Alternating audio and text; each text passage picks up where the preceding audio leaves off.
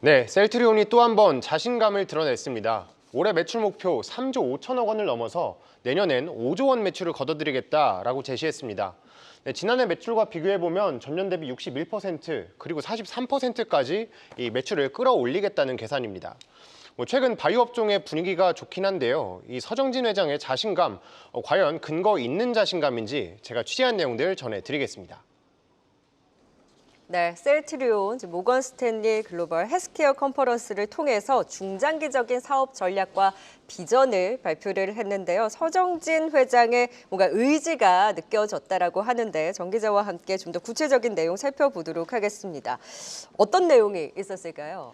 네, 일단 이날 행사에는 서정진 셀트리온 그룹 회장 그리고 서 회장의 큰아들인 이제 서진석 이 대표이사가 자리를 했는데요. 이제 크게 두 가지 신약이랑 바이오시밀러 두 개로 나눠서 좀 말씀을 드리겠습니다. 네, 먼저 신약 같은 경우에는 이제 2029년에 첫 제품 상업화를 목표로 해서 지금 보시는 것처럼 ADC 신약 3개, 또 다중항체 신약 3개를 이렇게 준비를 한다고 합니다. 또 특히 이 중에서 ADC 신약 2개는 이제 올해 안에 공개를 하고 또 내년에 이제 임상 절차에 본격적으로 돌입하겠다라고 발표를 했는데요. 자, 우리가 보통 신약을 개발할 때 보통 10년에서 12년 정도의 기간이 소요가 됩니다.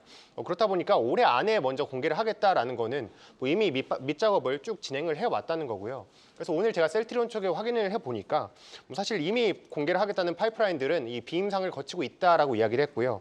다만 이게 공시사항인 만큼 어디서 하는지, 그냥 국내에서 하는지, 미국에서 하는지, 또는 어떤 식으로 어떤 이 약효를 위해서 진행하는지 이 부분들은 아직까지는 공개가 어렵다고 이야기를 했습니다. 다음으로 바이오시밀러 쪽도 보면요. 사실 지금까지 해왔던 얘기들을 재확인하는 수준이었습니다. 지금 셀트리온이 얘기했던 게 내년에는 이제 시밀러 11종 또 2030년까지 22개를 확보하겠다라고 이야기를 했는데 지금 6개를 가지고 있고 지금 나오는 5개의 업종을 추가로 개발을 하고 있거든요. 근데 보시는 것처럼 지금 시장 규모가 각각 꽤 큽니다. 우리가 보통 연매출 10억 달러를 이 블록버스터라고 얘기를 하니까 충분히 향후에 이 약물들이 나오게 된다면 셀트리온의 매출에 크게 기여할 수 있을 것이다라는 전망도 나오고 있습니다. 와, 신약 요즘에 핫한 ADC 모멘텀부터 결국에는 이제 주력인 바이오시밀러에서도 더 영역을 확대해 나가겠다라는 의지를 밝혔는데요. 그러면서 서정진 회장이 매출 목표로 제시한 게 올해가 3조 5천억, 내년이 5조 원인데 사실 맞습니다. 지난해 생각하면 굉장히 높은 가이드라인 목표를 제시한 것 아닌가라는 생각이 들거든요. 네. 과연 5조 원이라는 목표, 좀 근거가 있을까요? 제가 근거를 몇 가지 제시한 것들을 가져와 봤습니다. 일단 셀트리온에서 가장 좀 잘해줘야 되는, 열일을 해줘야 되는 걸 보면은 진펜트라가 있습니다. 네. 일단 미국에서 지금 처음 선보인 다음에 이제 출시한 지 한 6개월 정도 됐는데요.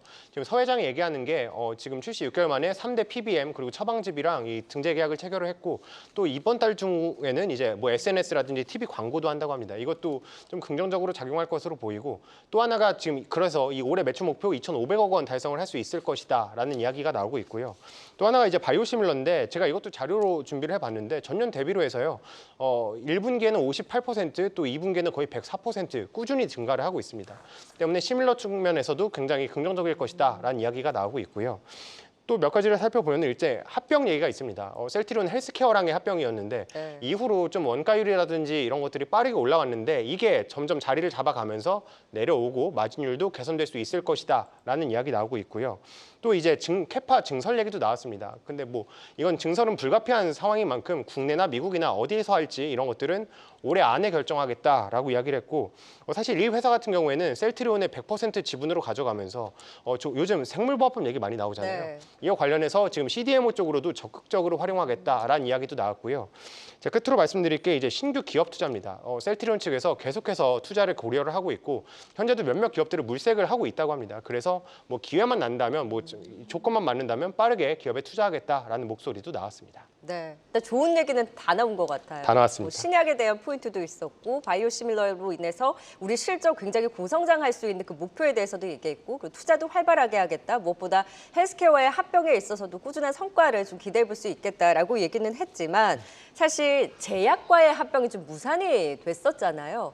다만 이제 투심에 미친 영향이 그렇게 크지는 않았지만 참 공교롭게도 합병 모멘텀이 사라진 그 시점으로 해서 다른 바이오주 대비 상대적으로 좀 못 가기는 했었거든요. 네. 셀트리온이 유독 주춤했더니 그 합병에 대한 모멘텀이 사라진 것도 하나의 축이었을까요? 합병하고는 크게 상관이 없는 것 같습니다. 그럼 왜 이렇게 좀 답답했을까요? 워낙에 좀 사이즈가 큰 종목이기도 하고요. 그리고 최근에 시장의 어떤 트렌드 자체가 유한양행을 비롯한 어떤 라이센스 아웃 그리고 알테오젠 같은 기업들이 약간 주목을 받았죠. 그리고 CDMO 같은 경우에는 ST팜 그리고 삼성바이오로직스가 좀 더 주목을 받고 있는 상황입니다.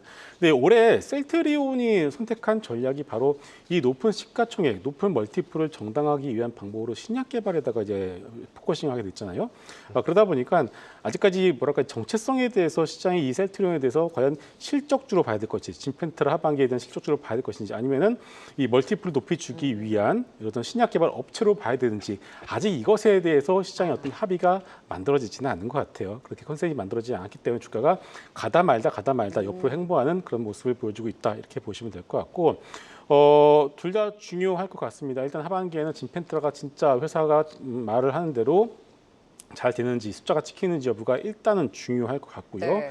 워낙에 시가총액이 크기 때문에 당장 이 시가총액에 대해서 뭐 높은 멀티플을 주기 위한 신약 개발의 어떤 부분들을 당장 우리가 높은 점수를 주기는 어려울 것 같습니다. 그래서 순서가 있다라면은 일단 진펜트라가 성공을 진짜 하는지를 먼저 확인하실 필요가 있겠고요. 그 다음 차례로 이제는 신약 네. 개발 업체로서의 어떤 파이프라인 가치 이런 것도 우리가 좀 점검을 해봐야 될 것 같고, 지금 보유연금이 한 6천억 있거든요. 결국 이것도 어떻게 활용할 가능성이 그러네요. 크냐면은 역시나 신약 개발 업체를 M&A해서 좀 더 이것들을 좀 더 밸류업하는 어떤 그런 가능성도 충분히 있습니다. 그래서 어찌됐든 간에 뭐 개인적으로 서정진 회장님 같은 경우에는 이 셀트리온 주주분들 되게 좋으실 것 같아요.